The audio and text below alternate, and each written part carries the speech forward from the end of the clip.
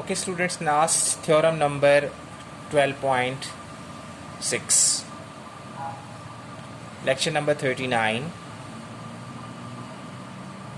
In the previous video, girls, we have proved that all the three right bisectors are concurrent. Now we have to prove that all the three angle bisectors are concurrent. So on the same pattern, we have a triangle ABC. Now what we have to prove? All the three angle bisectors are concurrent.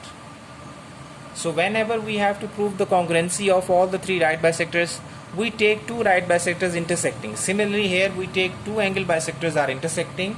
Draw angle bisectors of angle B and angle C. This is angle B, this will flash angle C. So this is angle bisector of angle B, angle bisector of angle C, and both are intersecting at point I. This is I, girls. By mistake I had written there O, but this is I. You can name as O as well. There is no you can say restriction. But generally in your book they have taken I, so that's why I have selected I. Okay. Next one, girls. Now this time in the previous video you had joined O to A and B, but here we will draw perpendicular on each side. Draw perpendicular ID on BC, IE on AC, IF on AB. So we have mentioned here, draw perpendiculars ID perpendicular on BC, IE perpendicular on AC, and similarly IF perpendicular on AB. Okay, let's start proof, statement and reasons. Now girls, what is this? Angle B. What is this? Angle O. And this is angle bisector. This is also angle bisector. So now girls, if you see this angle bisector, and according to the theorem that you have done, if you have any point taken on angle bisector, so theorem says that ये theorem वो है जो हम prove कर चुके हैं. Mind it. So it means any point which is taken on angle bisector, that point is always equidistant from both the arms.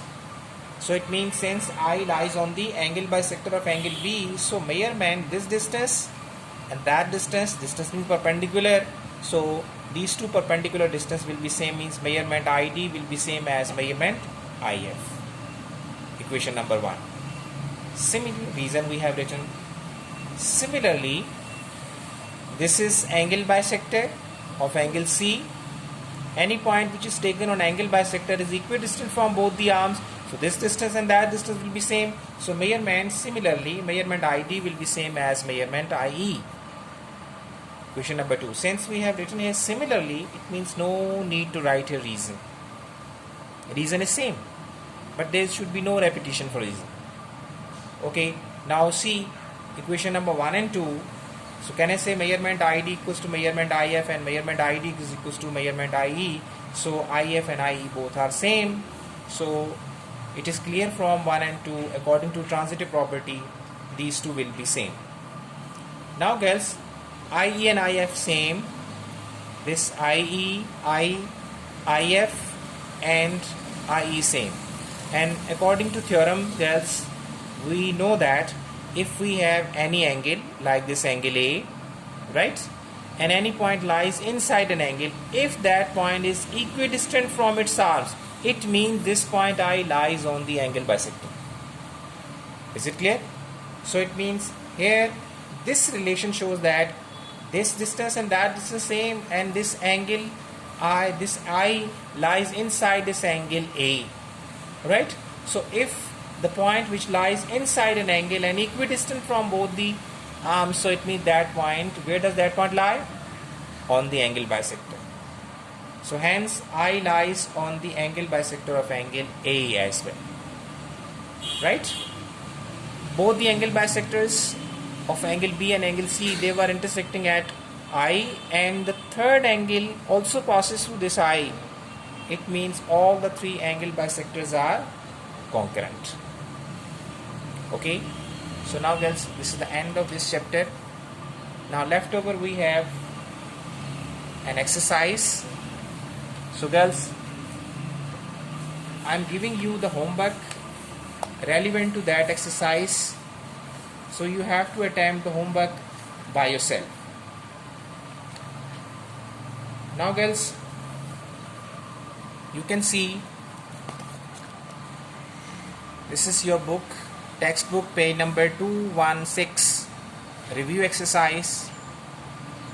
And girls, I am giving you the homework to prepare question number 1, 2, 3, 4, 5 and 6. They are all simple and easy questions.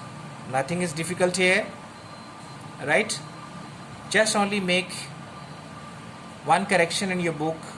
In question number 5, this L distance is 18. So I expect from all of you that you will solve all these questions by yourself. Okay, because they are very simple and easy. After doing all 6 different theorems, now you can easily attempt all. These are basically objectives and short questions which are basically based upon all 6 theorems. Okay, this is the end of this chapter. Inshallah, from Monday onwards we will start physics chapter number 4. Okay, till that time, God bless you. Thank you very much.